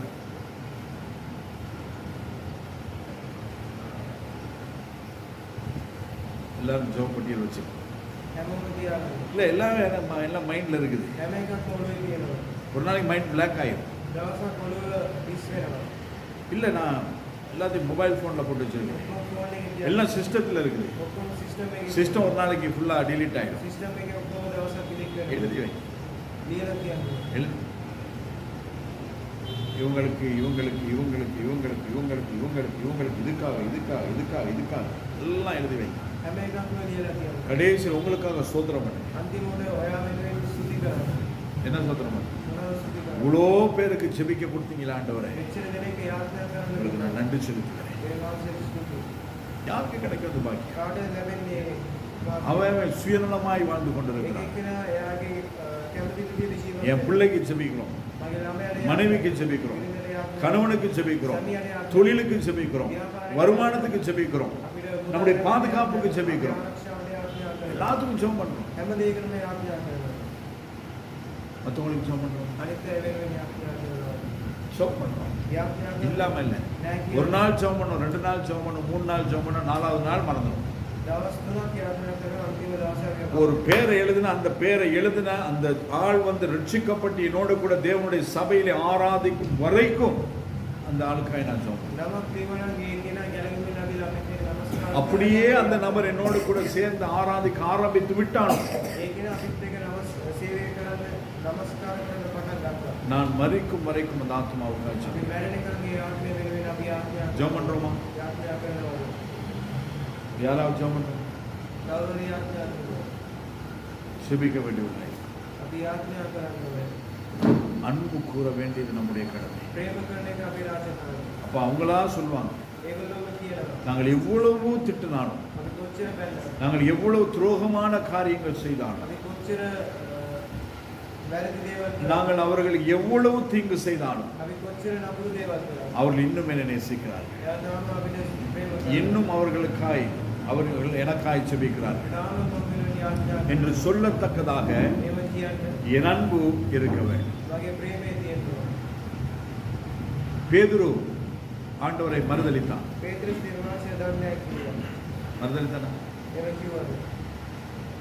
மறுதலித்த பேதுருக்கு ஆண்டவர் என்ன செஞ்சிருக்கார்? කරපු පේත්‍රස් දේවාංශ මොනවා කරන්න ඕන? நாம என்ன செஞ்சிருக்கோம்? අපි මොනවද කරන්නේ? இருடியே நான் எழுப்பி வந்து பார்த்துக்கிறேன். මම නැගිටලා බලන්න. நான் இல்லைன்னு சொன்னதும் இல்லாம මම නැහැ කිව්වද? சபிக்கிறியோ, මම ෂාප් කරනවා. இரு நான் வந்தோன்ன பார்த்துக்கிறேன் මම ඇවිල්ලා බලන්න. அப்படின்னு நாம நினைச்சிட்டு இருந்தோம். ඒ වගේ කරනවා. ஆனால் ஆண்டவர் அதை செய்யவில்லை. දේවාංශය ඒක කරේ. மாறாய் ஆண்டவர் என்ன சொல்லுகிறார்? දේවාංශය මොනවද? உயிர்த்தெழுந்த பிறகு மற்ற சீஷர்களுக்கு சொல்றாரு, නැගිටින්න පස්සේ நான் உயிர்த்தெழுந்து விட்டேன் என்பதையும் නැගිට්ටා කියලා. நான் உன்னை பார்க்க ஆவலா இருக்கிறேன் என்பதையும் ඔයා බලන්න ආසාවෙන් பேதுருவினிடத்திலும் சொல்லுங்கள். පේත්‍රස්ටත් කියන්න. மகன், කිව්වද නැද්ද? இதானே ඒක තමයි අපේ ඉතිපේනවා. காட்டி கொடுக்க போகிற யூதாசை பார்த்தான் சொல்லி, කාවල දෙන්නේ යනවා යුදාස්ව බලන්න. பிறவாமல் இருந்தான் நான் இப்பொழுது நலமாயிருந்தது. உன் பிறக்காமல் இருந்திருந்தால் அது එයා நலமாயிருந்தது. ඉපදුනේ නැත්තම් ඒක යාමකම්. அந்த அன்பை கர்த்தர் நம்மிடத்தில் இருக்கிறார். ඒ ප්‍රේමය දේවාංශ අපේ ஒரு මනස. ஆண்டவருக்கு சீஷனா இருக்க வேண்டியவனுக்கு இருக்க வேண்டியதான் இன்னும் ஒரு சுபாவம். ඒ වාසේ ගෝලයක් වෙන්නාම ඕනම එක්කෙනෙක්ට කියනවා ඒක. அவர் அன்பு கூறுகிறவனாய் එයා ප්‍රේම කරන කෙනෙක් වෙනවා. அடுத்ததாக ඊළඟ யோவான் 15வது அதிகாரம் 8வது வசனம். යෝහන් 15:8. யோவான் 15:8. යෝහන් 15:8. நீங்கள் மிகுந்த கனிகளை கொடுப்பதினால் ගොඩක් ඵල දෙන්නේ. என் பிதா மகிமைப்படுவார், මගේ පියා ගෞරවයට පත් වෙයි. எனக்கும் சீஷராய் இருப்பீர்கள். මටත් ගෝලයක් වෙයි. இப்ப நாங்க என்ன செய்யணும்? අපි මොනවද කරන්න ඕනේ? என்ன செய்யணும்? என்ன செய்யணும்? අපි මොනවද කරන්න ඕනේ? இந்த வசனத்தின்படி நாம் என்ன செய்வோம்? මේ වශයෙන් අනුව අපි මොනවද කරන්නේ? ஒரு சீஷன் என்ன செய்ய வேண்டும்? ඒ ගෝලයක් මොනවද කරන්නේ? நீங்கள் மிகுந்த கனிகளை கொடுப்பதினால் ගොඩක් ඵලය දෙන්නේ. என் பிதா மகிமைப்படுவார், මගේ පියාට ගෞරවය. எனக்கும் சீஷராய் இருப்பீர்கள். මටත් ගෝලයක් වෙලා ඉන්නේ. என்ன செய்யணும்? දේවාංශයේ தேவன் மகிமைப்படும்படியாக මහිමේ පත් වෙන්න. வாழ வேண்டும். ජීවත් වෙන්න. வேற ඊළඟ கனி கொடுக்கிறவர்களாய் இருக்கு. ඵලය දෙන්න ඕන අය වෙනවා. கனி இருக்குதா உங்களுக்கு? ඵලය තියෙනවා. என்ன கனி இருக்கு? මොනවද තියෙන්නේ? ஏர் பேண்ட்ல போடுவாங்க 2 குண்டு வச்சு, ஸ்ட்ராபெரி வச்சு, ஆப்பிள் வச்சு, ஆரஞ்சு வச்சு, காதுல தொங்கிடுவாங்க. கணுக்கு என்ன பொருட்கா கணுக்கா பெண்டன், இதெல்லாம் கனி கிடையாது. ඒවා ඵලය නෙමෙයි. இல்லையா? ஆண்டவர் நம்மிடத்தில் எதிர்பார்க்கிறது கனியை. දේවාංශ අපි බලාපොරොත්තු වෙන්නේ ඵලය. கனி இருக்கிறது நாம் ඵලය තියෙන අපි ගාව. ஆண்டவர் ஒரு விஷயம் வரும் பொழுது දේවාංශයේ සැරයක් එක්ක. ஒரு ஒரு நல்ல ஒரு அத்தி மரத்தை பாருங்க, හොඳ ගහක් බලන්න. செழிப்பான ஒரு அத்தி மரம். හොඳට ඵලය දෙන්නවා අපි. அது அந்த அத்தி மரத்துல அவ்வளோ இலைகள் நிரம்பி இருக்கிறது, ඒ ගහේ එච්චර කොළේ බිරිලා. பச்சை பச்சையேன்னு இருக்குது. කොළ කොළ පාටට තියෙනවා. அந்த மரத்தை பார்த்து நான் ஆண்டவருக்கு நினைக்கிறோம் நிறைய பணம் இருக்குமா இருக்கும். ඒ ගහ බලලා දෙවියන්සේ දෙන හොඳට ඵලයේ තියෙනවා ඇති. போய் சேர வேண்டிய இடத்துக்கு போய் சேருகிறதுக்கு இன்னும் கொஞ்சம் நேரம் லேட் ஆகும்.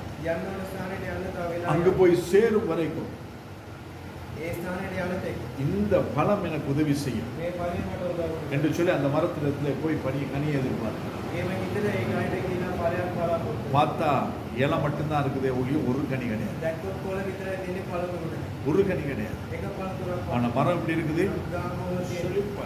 හොඳට තියෙනවා. செழிப்பு. இல்லையா? ஆனால் ஒரு கனி கிடையாது. නමුත් එක ඵලතුරක්වත් නැහැ. ஆனால் ஆண்டவர் சொல்றார் මොකද இனிமேல் இந்த மரத்தின் இடத்துல ஒருவனும் கனி புசிக்க මේ වස්සේ මේ ගහ එක්කෙනෙක්ටවත් ඵලතුරු ගන්න නැහැ. சந்தித்து போயிருந்தார். ශාපකලා කියනවා.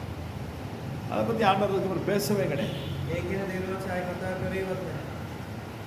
அவர் சீஷர்களிடத்துல சொல்லல. ඒ ගෝලයන්ට කිව්වේ නැහැ. பாரு மரத்துல கனி இருக்குன்னு பார்த்து வந்தேன், ගහේ ඵලතුරු කියේ ஒரு பழத்தை கூட காணல. එක ඵලතුරක්වත් නැහැ. பாரு எவ்வளவு பெரிய மரம், කොච්චර ලොකු ගහක්. எவ்வளவு செழிப்பா இருக்குது, කොච්චර හොඳට எவ்வளவு அடர்த்தியா இருக்குது, කොච්චර ලොකු ஒரு கனி கூட இல்லையே. එක ඵලතුරක්. ஏதாவது பேசினாரா? එහෙම කතා කරා. சொல்ல. வந்தார், பார்த்தார், சபித்தார், போயிட்டார். ආත්ම බැලුවා ශාප කරා ආයි කියන. போய் தன்னுடைய வேலைகளை முடித்து விட்டு மறுபடியுமாய் வரும்பொழுது කිරයාගේ වැඩ ඉවර කළා ආයේ එනකොට அந்த சபித்ததை சீஷர் நினைவு கூர்ந்து சொன்னாங்க, ஆண்டவரே நீர் சபித்த மரம் போயிட்டு போயிடுச்சு. මේ ශාප කරපු ගෝලයන් වල කියනවා ශාප කරපු ගා වේදිනා. இதுதான் நமக்கு. මේ තමයි අපිට කරන්නේ. நாங்கள் சீஷர்களாக இருப்போமானால் අපි ගෝලෙක් කියලා ඉන්නවා. நாம் கனி கொடுக்கிறோம். අපි ඵලතුරු உடைய கனி மற்றவர்களுக்கு பிரயோஜனம். අපේ ඵලයේ අනිත් අයට ප්‍රයෝජනයක් වෙනවා. மாங்காய் மரத்துல மாங்காய் காய்க்கும். අඹ ගහේ අඹ එනවා. எல்லா மரங்கள்லயும் அந்தந்த மரத்துக்குரிய கனிகள் வருகிறது. අඹ ගහේ ඒ ගහේට තියෙන ඵලතුරු තියෙනවා. அந்த கனிகளினாலே அந்த மரத்துக்கு ஏதாவது பிரயோஜனம் இருக்குதா? ඒ ඵලතුරු නිසා ඒ ගහට මොනවා යාමක් තියෙනවා. யோ நான் இவ்வளோ காய்ச்சிருக்கிறேன், මෙච්චරක් මම ඵලයේ දීලා ஒரு තියෙනවා. 2 பழம் சாப்பிட்டுக்கிறேன் ඒක ඵලතුරක් මම කරනවා. அப்படின்னு மாங்காய் எப்ப நினைக்கிறா? ඒ මම மரம் நினைக்கிறா? තමයි කරනවා. யோ நான் தளன்னு வளர்ந்துருக்கிறேன், මම හොඳට බැරිලා තියෙනවා. ஜனவரி மாதம் 14ஆம் தேதி கொண்டு போய் என்னை வீடு வீடாக கட்டி விட்டுருவாங்க, ජනවාරි මාසේ 14 වන හැම வெட்டி மாட்டு கழுதெல்லாம் கட்டி விட்டுருவாங்க. හරකුන්ටත් ගැටගා என்னது? තුනාද. கரும்பு. அதனால அவங்க வெட்ட முன்ன லேச ஒருத்தர் சாப்பிட்டுக்கிறேன், ඒකේ ඒගොල්ලෝ කපන්න කලින් මම இல்லைன்னா කෑවා. கொஞ்சம் ஜூஸ் குடிச்சுக்கிறேன் පොඩ්ඩක් ජූස් බොන්න. அப்படின்னு கரும்பு நினைக்குதா? ඒ වේ ඵලතුරු හිතනවා. இந்த கனிகளினால் கனிகளுக்கு பிரயோஜனம் கிடையாது. ඒ ඵලතුරු නිසා ඒ ඵලතුරුගේ ප්‍රයෝජන. ஆனால் அந்த கனிகளினால் மற்றவர்கள் பிரயோஜனம் பெறுவார்கள். නමුත් ඒ ඵලතුරු ලෝකයේ අනිත් අයට அதனால தான் ஆண்டவர் சொல்கிறார், நீங்கள் மிகுந்த கனிகளை கொடுப்பதினால் ඒකයි දෙවියන්සේ කියන ගොඩක් ඵලය දෙන්නේ. பிதாவாகிய தேவன் மகிமைப்படுவார். පියාණන් වහන්සේ මහිමය. பிதாவாகிய தேவன் மகிமைப்படுகிறதினால் පියාණන් වහන්සේ මහිමය නිසා. நீங்கள் என்னுடைய சீஷர்களாக ඒ වගේ ගෝලයන්. நான் ஆண்டவருக்கு சீஷனாய் இருப்பேன். ஆனால் මම දෙවියන් වහන්සේ ගෝලෙක්. நான் ஆண்டவருக்கு சீஷனாய் இருக்க வேண்டுமானால் මම දෙවියන් වහන්සේ ගෝලෙක් කියලා ඉන්නවා. நான் கனிகளை கொடுக்க வேண்டும். මම ඵලතුරු දෙන්නවා. கனிகள் என்னன்னு தெரியுமா? ඵලතුරු මොනවද දන්නවද? ஆவிக்குரிய கனி என்னன்னு தெரியுமா? ආත්මික ඵලය මොනවද දන්නවද? கலாத்தியர் 5வது அதிகாரம் 22வது வசனம் எடுத்து வாசிங்க. கலாத்தியருக்கு எழுதின நிருபம் 5வது அதிகாரம் 22வது வசனம்.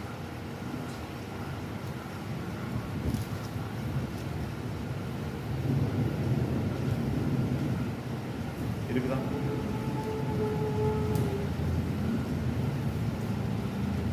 வாசிங்க, சிங்களத்திலாம் நம்ம கலாத்திய 5:22.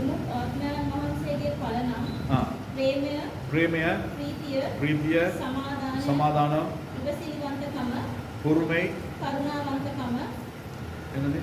කරුණාවන්තකම, ஆ, அதுக்கு යහපත්කම, අන්තිමට கவுதியா?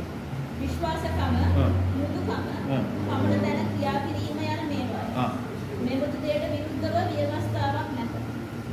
தமிழ்ல ஆவியின் கனியோ ஆவின் கனியோ, அன்பு, ஆ, சந்தோஷம், ஆ. சமாதானம், நீடிய பொறுமை, ஆ. தயவு, ம். நற்குணம், ம். விசுவாசம், ம். சாந்தம், ஆ. இச்சையடக்கம், ஆ. இப்படிப்பட்டவைகளுக்கு விரோதமான பிரமாணம் ஒன்றுமில்லை. இப்படிப்பட்ட பிரமாணம் ஒன்றுமில்லை. ஒன்றுமில்லை. யோவான் 8:38-31 என்ன வாசித்தோம்? முதலாவது நாம என்ன வாசித்தோம்? இயேசு தம்மை விசுவாசித்த யூதர்களை நோக்கி, நீங்கள் என் உபதேசத்தில் நிலைத்திருந்தால் மெய்யாகவே என் சீஷராய் இருப்பீர்கள்.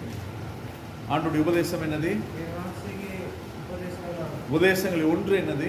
උපදේශ වල එකක් මොනවාද? ஆவியின் கனி. இல்லையா? என்னது? மறுபடியும் சொல்லுங்க. அன்பு, அன்பு, சந்தோஷம், சந்தோஷம். சந்தோஷமா இருக்கிறீங்களா?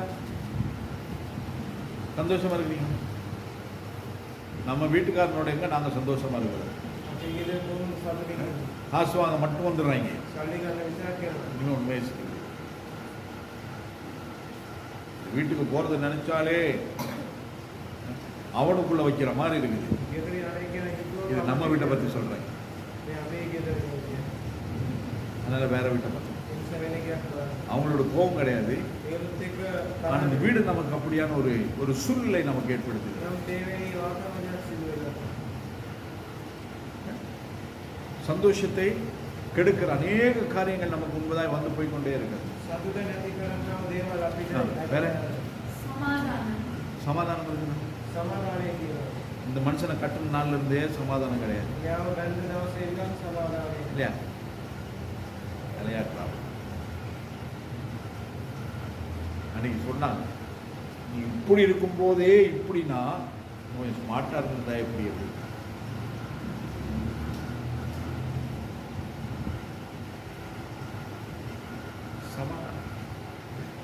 சமாதானத்துக்கு பங்கம் விளைக்கிற அநேக காரியங்கள் நமக்கு தான் வருது. සමාදානයට බාධා වෙන ගොඩක් දේවල් யா ஒன்றும் வேணாம். කවුරුත් இப்போ இறங்கி இந்த ரோட்டை க்ராஸ் பண்ணுங்க. ගයලා පේ க்ராஸ் பண்ணுறது தெரிஞ்சே புஷ்குன்னு போவாங்க. ක්‍රොස් කරන එක බලාගෙන அப்போ நமக்கு சமாதானம் இருக்குமா? එතකොට இது සමාදානය பூர்வா அப்படின்ட்டு போயிடுவோம். ඒව බැලලා යනවා. நானும் அப்படிதான். මම ඉස්සරහින්ම அன்னைக்கு ஒருத்தர் பூர்வான்னு ஏசிட்டு போறேன். එදා මම එක්කෙනෙක් බුරුවක් කියන அங்க ஒரு பாஸ்டர் வந்து பூர்வாவை பத்தி பேசுறாரு. இல்ல? நீ ஏசின அந்த பூர்வா ஆண்டவர் ஏறி போன பூர்வா இருந்தா நீ என்ன செய்வ அப்படின்னா එයා බැනපු බුරුව ඒ විශ්වාසය නැගලා කියන බුරුවෙක් புரியலையோ?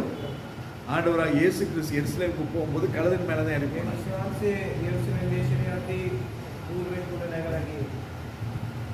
இப்ப நம்முடைய சமாதானத்தை கெடுக்கிறதுக்கு இவ்வளோ காரியங்கள் நமக்கு முன்பதாக நடந்து ඒ கொண்டிருக்கு. සමාදානය නැති කරන්න வேற? ගොඩක් நீடிய பொறுமை, நீடிய பொறுமை இருக்குதா? ඒක තියෙනවා. பொறுமையே கிடையாது. ඉවසිල්ලක් அப்புறம் எப்படி நீடிய பொறுமை? කොහොමද ඉවසිල්ල කියන්නේ? ஐ அப்படி பாயிறது கிட்ட ஒன்றும் போக முடியாது. வைக்க அவன் கேட்டு வாங்க. அதுக்கு பிறகு கேட்டு நல்ல வகை அப்பா காண்டியா அப்படி நிறைய பேர் சொல்றாங்க. ஒன்றும் பக்கத்தில் போயிடாது. ළඟට යන්න බෑ. ஆனா ஆண்டவர் என்ன கட்டி இருக்கிறார்? නමුත් ඒ වෙනවාසී பொறுமையே கிடையாது. ඉවසිල්ල නෙමෙයි. நீடிய பொறுமை ගොඩක් ඉවසිල්ල இருக்குதா? තියෙනවා. கிடையாது. ஆ. தயவு, ஆ? தயவு. தயவு மம்மூக்கெடுத்து மேமிண்டியா இருந்தேன் அப்படிதான் சொல்லுவோம். ஏக்கறது இல்லையான்னு சிகரெட் பண்ணுவானே இது, பீடி பண்ணுவானே இது, வேட்டு முகெடுத்தேன். அவன் சிகரெட் குடிச்சான்னா பீடி குடிச்சா உனக்கு என்ன? அவன் வேலை என்ன பேச கேட்டான். இருந்தா குடி, இல்லைன்னா பேசாம கேட்டான். ඒවනම් දෙන්න நீ குடிக்கிறதானே ඔයා බොනව නේද?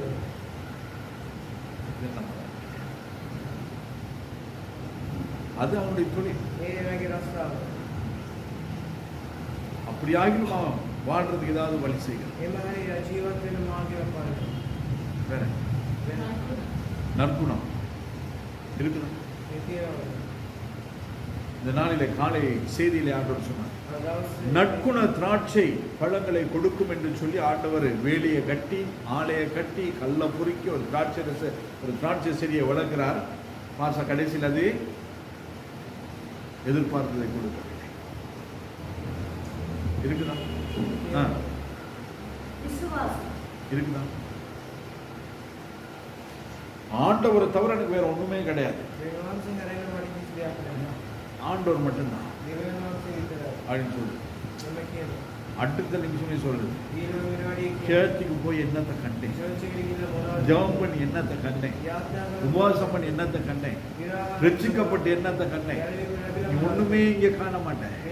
මේ ස්ථානේ මොකද බලන්නේ? அங்க போனா காணுவேன், ඒ ස්ථානෙට ගියා அங்க போகலைன்னா நீ காணுவேன்.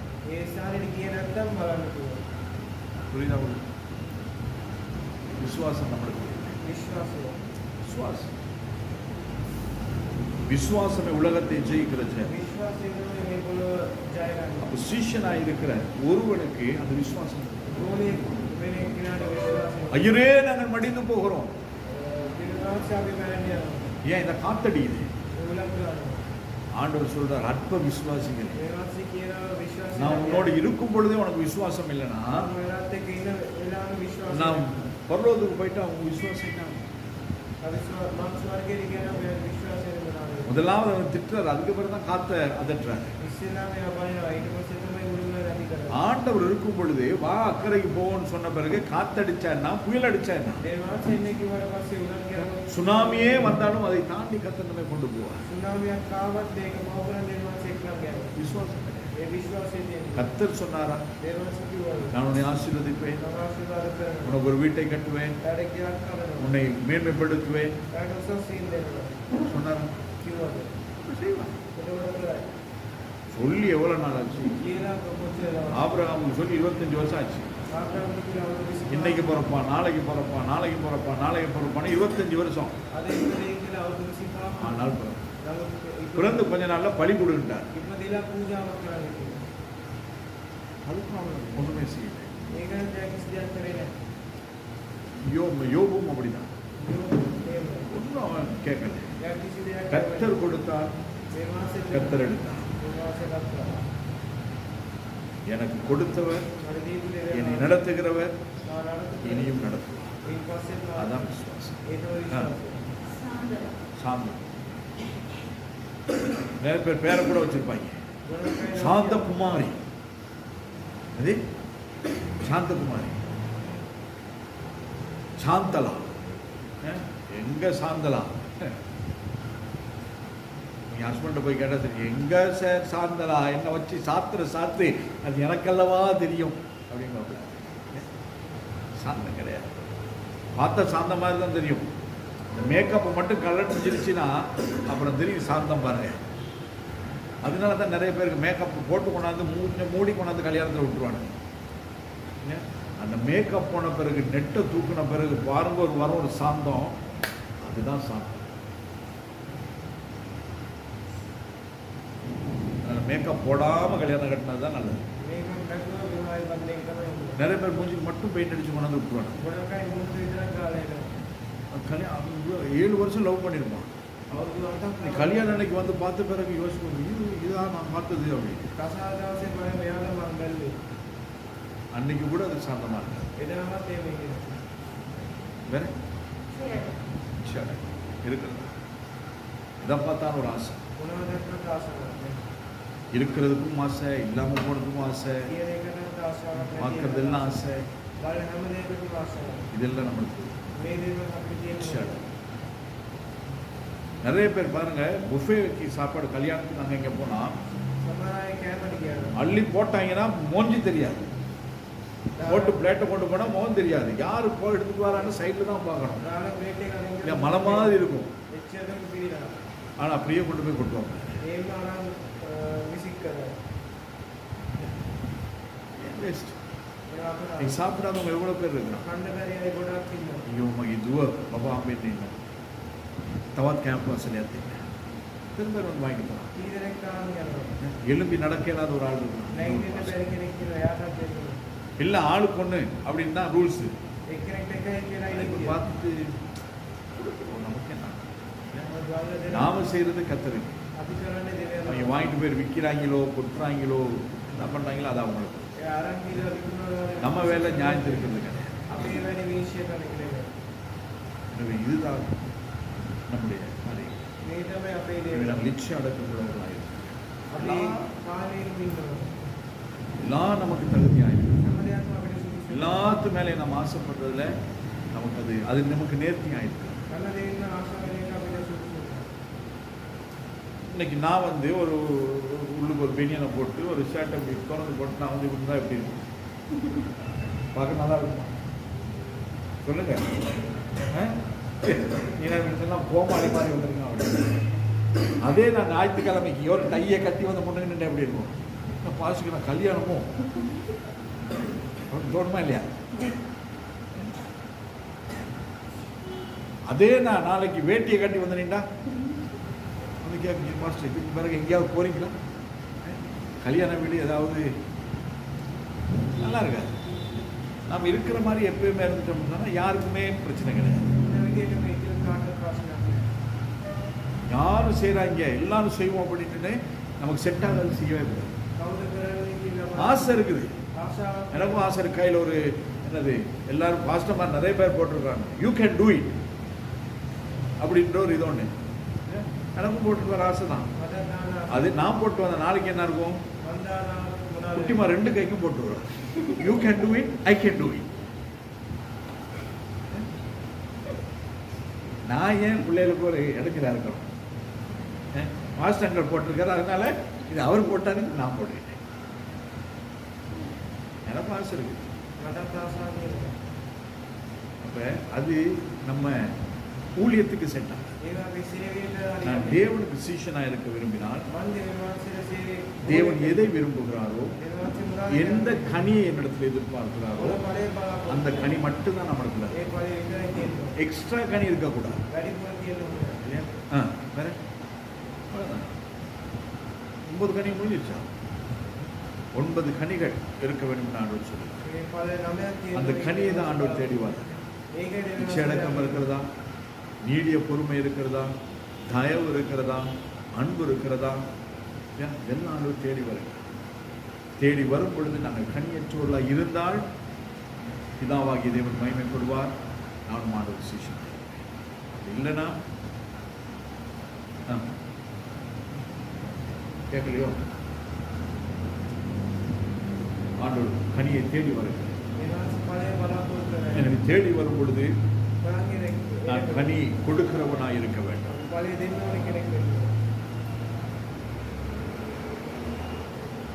உங்களுக்கு ஒரு வீட்டு பாடம் தருகிறேன். யோவான் சுவிசேஷத்திலும் அப்போஸ்தலர் நடவடிக்கைகளிலும்